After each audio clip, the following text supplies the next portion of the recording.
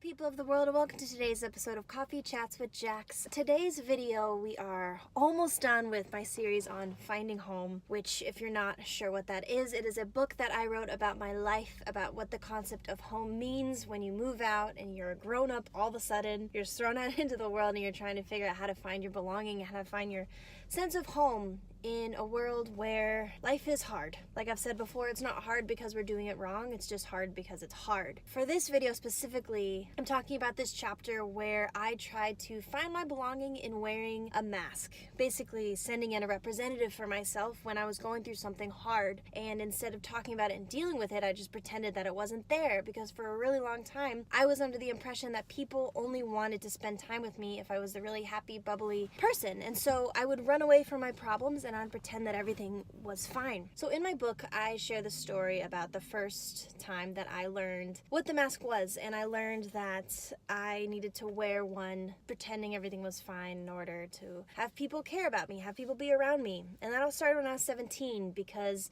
when I was 17, I went through the first really life-altering traumatic experience of my life. And it's a longer story that I'm going to share in this video, but I go into more detail about it in my book. Basically, when I was 17, I was sexually assaulted by my best friend's boyfriend.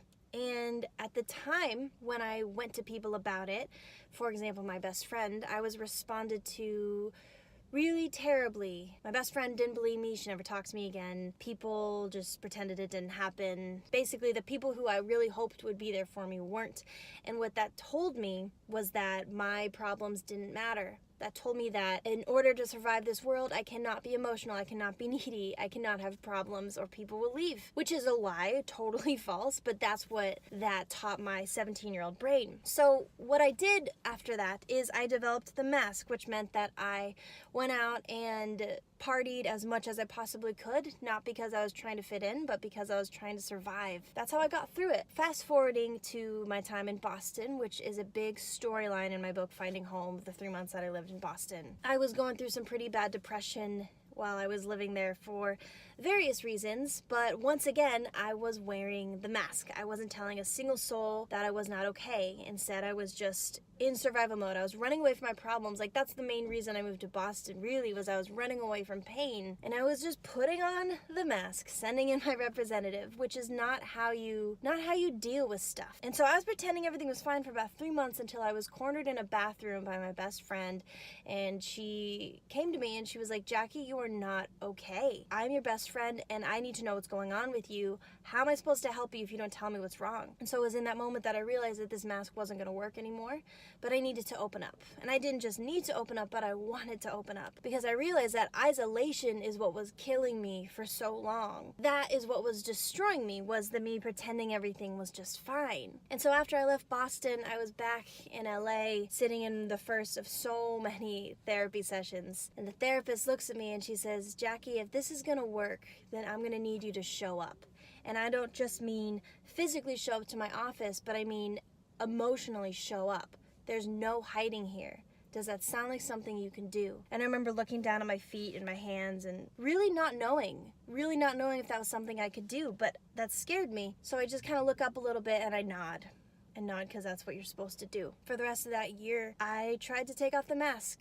And so when I felt pain, when I was going through something hard, I opened up and I told somebody. I actually had this thing where one of my best friends, she and I had this agreement that on the really, really dark days, the days where I can't even get off the couch, where I can't have a conversation, where nothing makes sense, I send her a poop emoji text. You know those little poop emojis? And the beauty in that was that I didn't have to explain what was going on. I didn't have to go into detail or really be vulnerable. But by sending her that message and by her responding in any kind of way would show me that I was not alone in it, and she was not going to leave because of it. Someone else is in this with me. Whether that looks like sending a poop emoji text, or whether that looks like driving to her house or her driving to my house, I'm not alone. People aren't going to leave if I go through something hard. That is the truth. it is worth it to take off the masks. That's been the primary thing I've been talking about lately in these different kind of talks that I've been giving. The mask is a lie. It's a survival technique. Like, it makes sense. Like, don't shame yourself if you have a survival technique, because that's your body's way of getting through hard stuff. But there's so much life on the other side of it. Thank you guys for watching this video. Thank you for following along my journey in finding home. If you'd like to purchase the book, there's going to be a link in the description box below where you can buy that. I would be so honored if you wanted to read my story, or if you guys like these videos each week and you want to get more involved in what I'm doing and you want to support me, you can do that for as little as $1 a month over on my Patreon page, which is patreon.com/JackieGTV.